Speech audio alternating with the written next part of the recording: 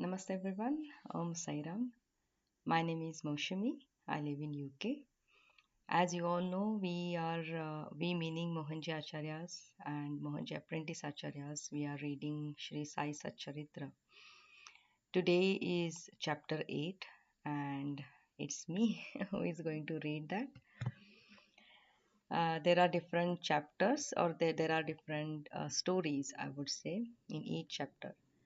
So I will first let you know the name of different stories and I will start reading this chapter 8.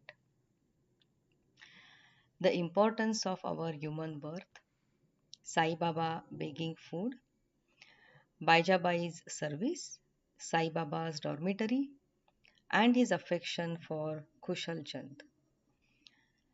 The importance of human birth. In this wonderful universe, God has created billions of creatures or beings, including gods, demigods, insects, beasts, and men, inhabiting heaven, hell, the earth, oceans, the sky, and other intermediate regions. Of these, those creatures or souls whose merits preponderate go to heaven and live there till they enjoy the fruits of their actions. And when this is done, they are cast down. On the other hand, souls whose sins or demerits preponderate go down to hell and suffer the consequences of their misdeeds for so long a time as they deserve. When their merits and demerits balance each other out, they are born on earth as human beings and are given a chance to work out their salvation.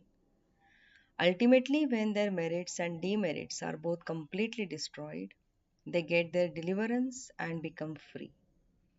To put the matter in a nutshell, souls get their births or transmigrations according to their deeds and intelligence. That means the development of their minds. The special value of the human body. As we all know, four things are common to all creatures: food, sleep, fear, and sexual union. Man, however, is endowed with a special faculty, knowledge, with the help of which he can attain divine vision, which is impossible in any other birth. It is for this reason that even the gods envy man's fortune and aspire to be born as men on earth, so as to get their final deliverance.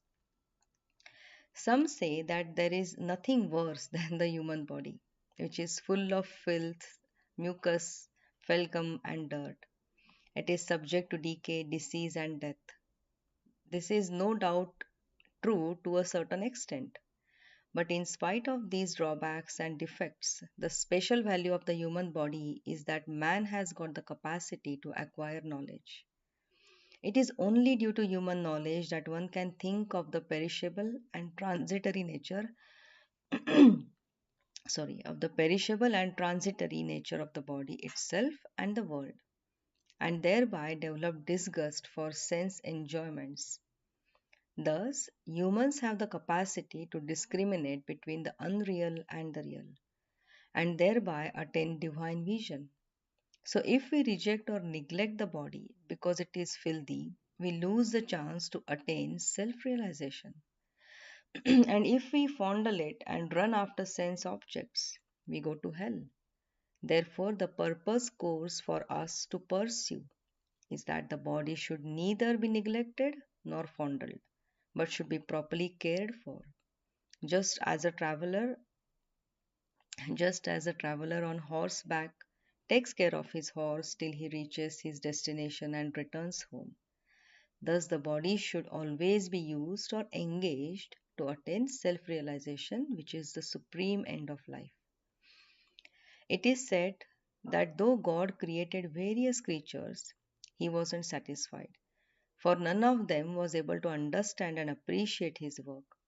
So he had to create a special being, man, and endow him with a special faculty, knowledge.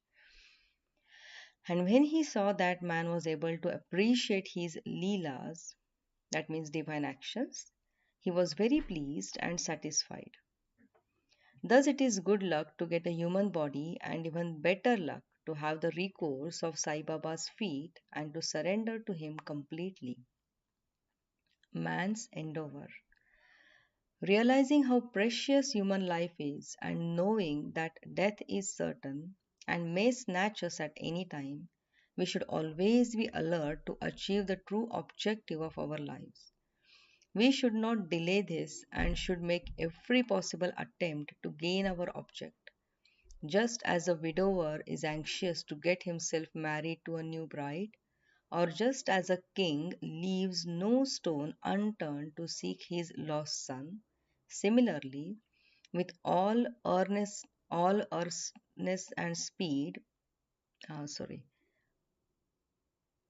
with all earnestness and speed, we should strive to attain our end.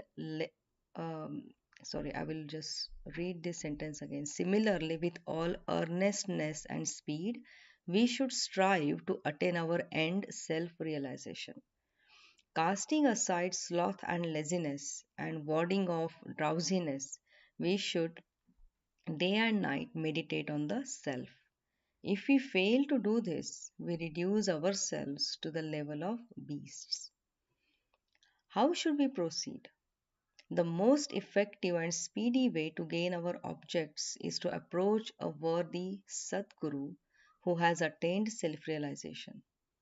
What cannot be achieved by hearing a religious lectures and the study of religious work is easily obtained in the company of such worthy souls. Just as the sun alone gives light, which all the stars put together cannot do, the Sadguru alone impacts spiritual wisdom, which all the sacred books and sermons cannot infuse. His movements and simple talk give us silent advice. The virtues of forgiveness, calmness, disinterestedness, charity, benevolence, control of mind and body, and humility are imbibed by the disciples when they are observed in such pure and holy company. This enlightens their minds and lifts them spiritually. Sai Baba was such a Sadguru. Though he acted as a fakir, he was always engrossed in the self. He always loved all beings in whom he saw God or divinity. He was not elated by pleasures and was not depressed by misfortunes. A king and pauper were the same to him. He, whose glance would turn a beggar into a king, used to beg his food, used to beg his food from door to door in Shirdi. Let us now see how he did it. Baba begging for food.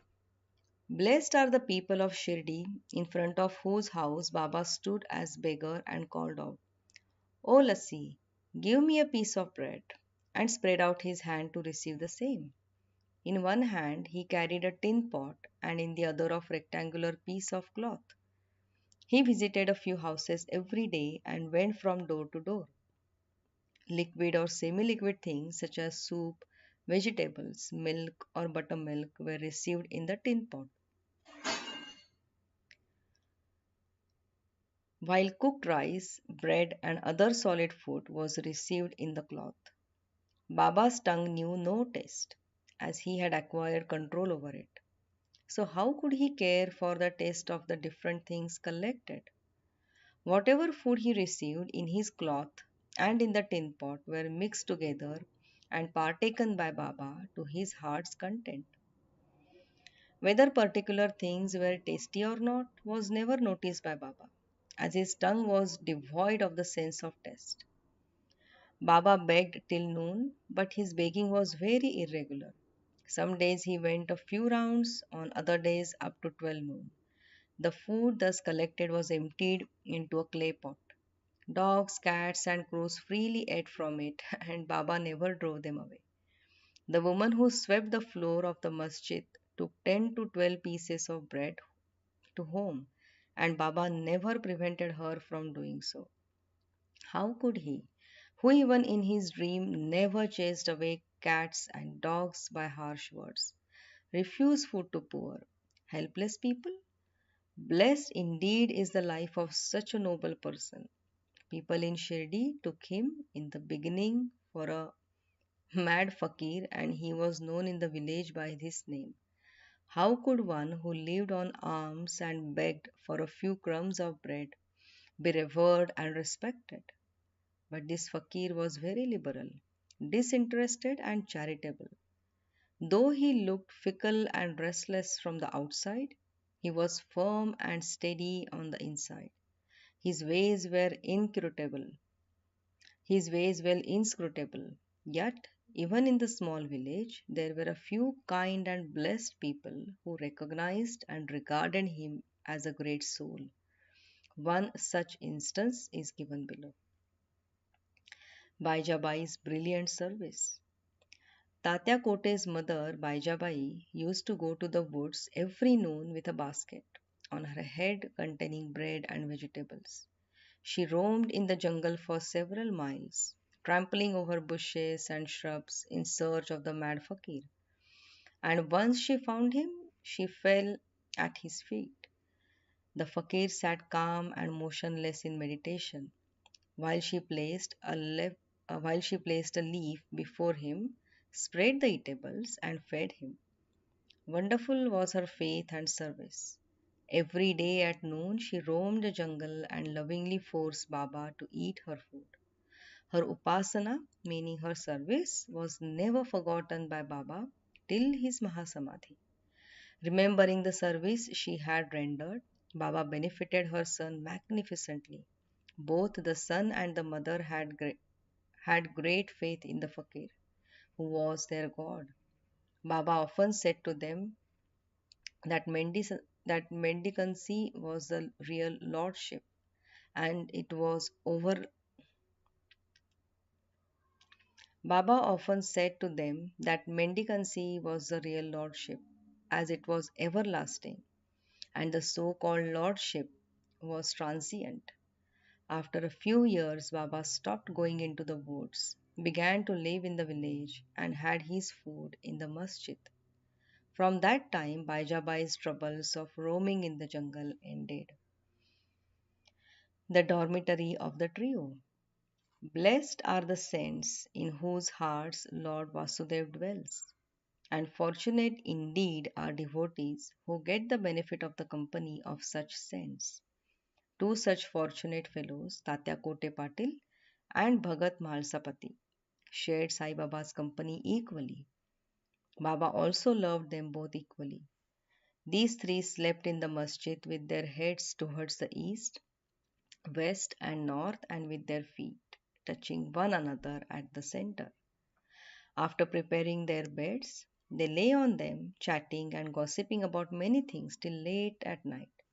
If any one of them showed any signs of sleep, the other would wake him up. For instance, if Tatya began to snore, Baba at once got up and shook him from side to side and pressed his head. If it was Malsapati, Baba hugged him, stroked his legs, and kneaded his back. In this way, for a full 14 years, Tatya slept in the masjid instead of his house due to his love for Baba. How happy and memorable were those days! How does one measure that love, and how does one value Baba's grace? After his father passed away, Tatya Kote took charge of household affairs and began to sleep at home. Kushal Chand's Kushal Chand of Rahata. Baba loved Ganpat Kote Patil of Shirdi. He also loved Chandrabhan Sheth Marwadi of Rahata equally. After the demise of the Sheth, Baba loved his nephew, Kushal Chand, perhaps even more, and cared for his welfare. Sometimes in a bullock cart, and at other times in a tanga with intimate friends, Baba went to Rahata. The people of that village, just interrupting here, and I'm just saying that Rahata is the name of the village. The people of that village came out and, with musical instruments playing, received Baba at the gate of the village and prostrated before him. Then he was taken into the village with great pomp and ceremony. Kushal Chand took Baba to his house, seated him on a comfortable seat, and fed him a good lunch. Then they talked freely and merrily for some time. Baba returned to Shirdi after blessing everyone. Shirdi is midway between and equidistant from Rahata on one side, which is south, and Neemgao on the other, north. Baba never went beyond these places during his lifetime. He never saw a train or traveled by it, and yet he knew the exact timing of the arrival and departure of all trains. Devotees who acted according to Baba's instructions, which were given by him when they were leaving, fared well. Those who disregarded them suffered many a mishap and accident. More about this and other matters will be told in the next chapter. Bow to Sri Sai. Peace to be all. Thank you so much, everyone. Let's meet tomorrow again. There will be another Acharya who will read Shri Sai Satcharitra, chapter 9. Thank you. Om Sai Ram. Have a wonderful day.